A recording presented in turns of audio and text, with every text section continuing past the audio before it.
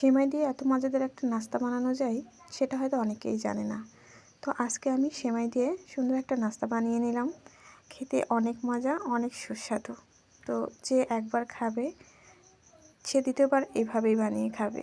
তো বারবার আমরা বাসায় যেভাবে সেমাই রান্না করে থাকি, তো সেমাই সেভাবে রান্না না করে একবার এভাবে বানিয়ে দেখুন, অবশ্যই খেতে ভালো লাগবে। আসসালামু আলাইকুম, মিঠি রান্নাবাড়িতে আপনাদের সবাইকে স্বাগতম। আজকে আমি সুন্দর সেমাইয়ের একটা ডেজার্ট তৈরি করেছি। তো সেমাইয়ের ডেজার্টটা তৈরি করার জন্য আমি প্রথমে চুলায় একটা পাতিল দিয়ে দিয়েছি, আর তাতে আমি কিছুটা পানি দিয়ে দিয়েছি।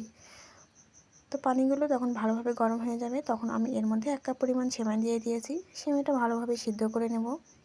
এভাবে ফুটলে উঠলে সেমাইটা সিদ্ধ হয়ে গেলে সেমাইটাকে ছেঁকে তুলে নিচ্ছি।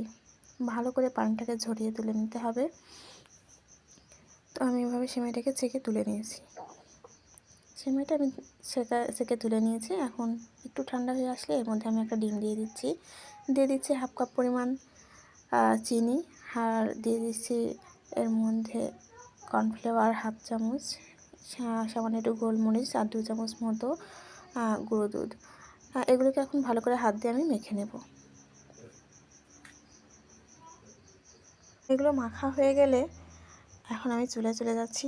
চুলায় আমি একটা প্যান দিয়ে দিয়েছি, আর তাতে কিছুটা পরিমাণ তেল দিয়ে দিচ্ছি। তেলটা একটু ভালোভাবে গরম হয়ে আসলে এর মধ্যে আমি চামচ দিয়ে এভাবে বড়া শেপে দিয়ে দেব।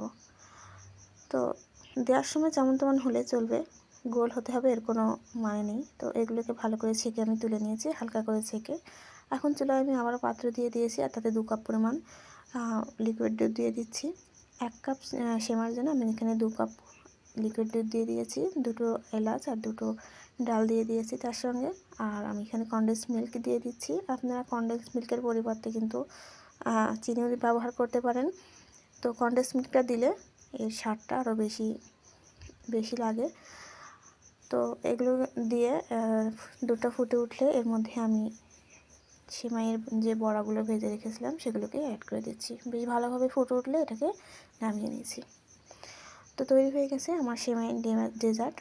সেমাই আমরা সবসময় একঘেয়েমিভাবে খেয়ে থাকি। একঘেয়েমিভাবে না খেয়ে আমরা মাঝে মাঝে একটু চেঞ্জ করে খেতে পারি, তাতে খেতে অনেক ভালো লাগবে। দেখেন, মনে হচ্ছে একদম সেমাইয়ের দুধ চিতই পিঠার মতো। তো খেতে অনেক মজা, অনেক টেস্টি। অবশ্যই একবার বাসায় এইভাবে ট্রাই করে দেখবেন, আপনাদের ভালো লাগবে। আর অবশ্যই যদি ভালো লাগে তাহলে লাইক, কমেন্ট, শেয়ার করতে ভুলবেন না। আমার ইউটিউব চ্যানেলটাতে সাবস্ক্রাইব করে পাশে থাকা বেল আইকনটি ক্লিক করে আমার চ্যানেলের সঙ্গেই থাকবেন। তো বাসার সবার জন্য তুলে নিচ্ছি এত সুন্দর একটা সেমাইয়ের দুধ চিতই পিঠা।